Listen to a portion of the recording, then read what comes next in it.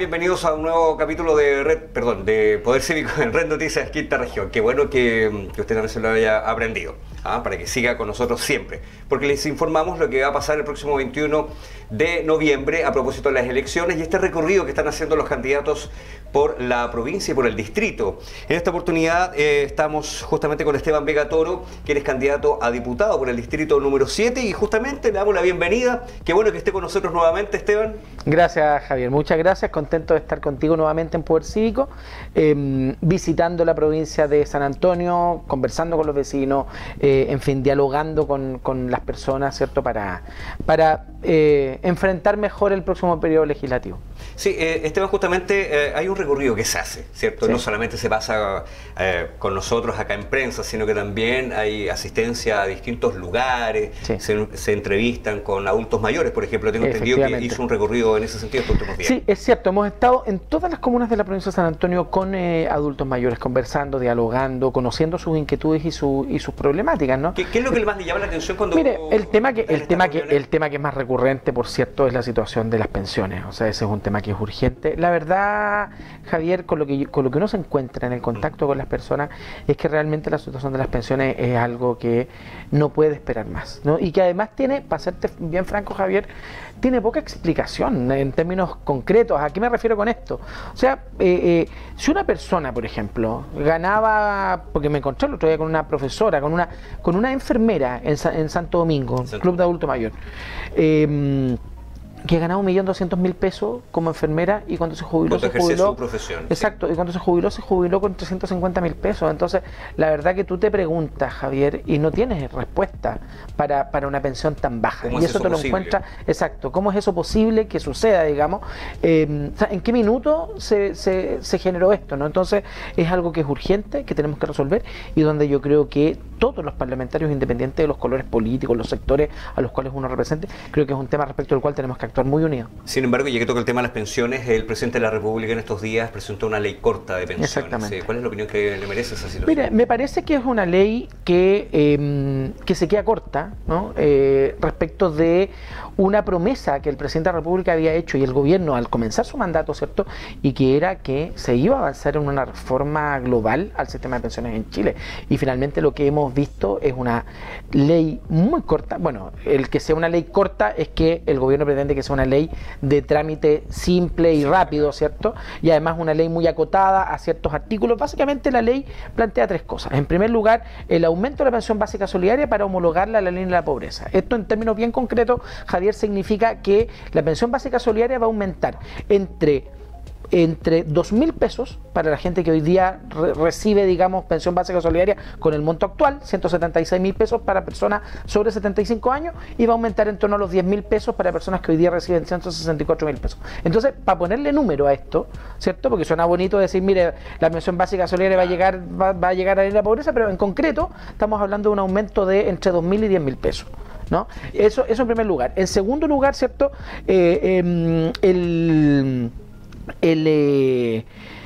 Se va a ampliar la ley, un beneficio, ¿cierto?, que está orientado a, es un seguro orientado a cubrir las lagunas previsionales de la gente que no ha, que tiene lagunas previsionales en su ejercicio, digamos, exactamente. Y el pilar solidario va a aumentar en su cobertura del 60% más vulnerable al 80% más vulnerable. O sea, es una ley, digamos, que se hace cargo de algunos temas, pero que, insisto, Javier, creo que sigue faltando, ¿no? Da cuenta de la falta de voluntad política de avanzar en este asunto decididamente, ¿no? ¿Y cuál sería la propuesta suya? Porque me imagino que para este tipo de situaciones el candidato va a tener que trabajar en el próximo periodo justamente, que bueno, como todos decimos, todos queremos estar ahí.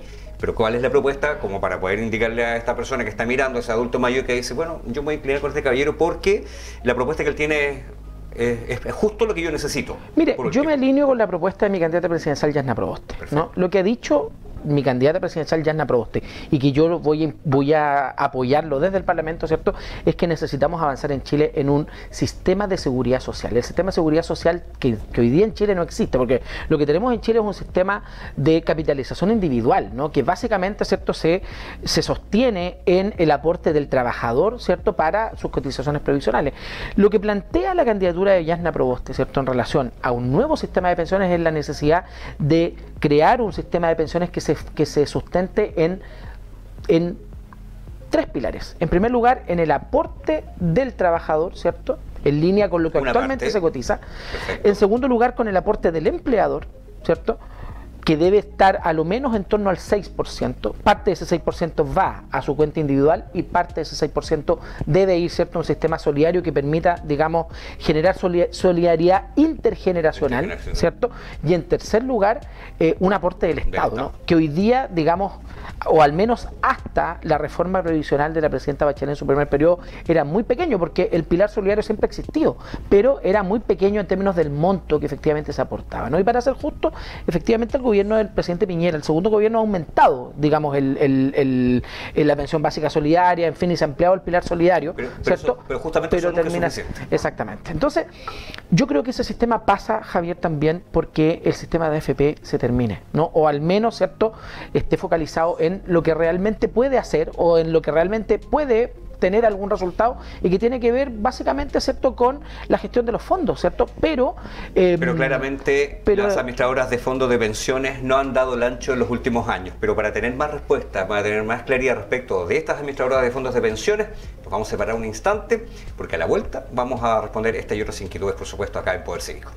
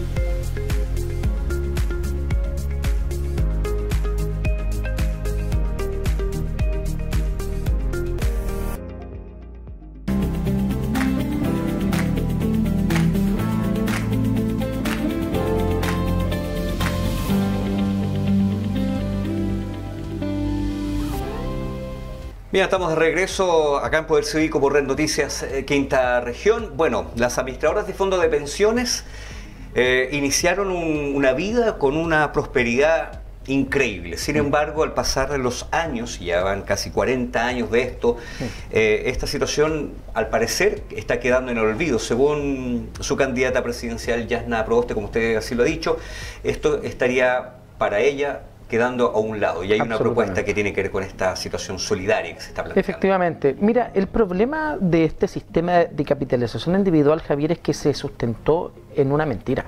Y la mentira era que la tasa de reemplazo, es decir, el porcentaje de tu última renta que tú recibes, iba a ser del 100%.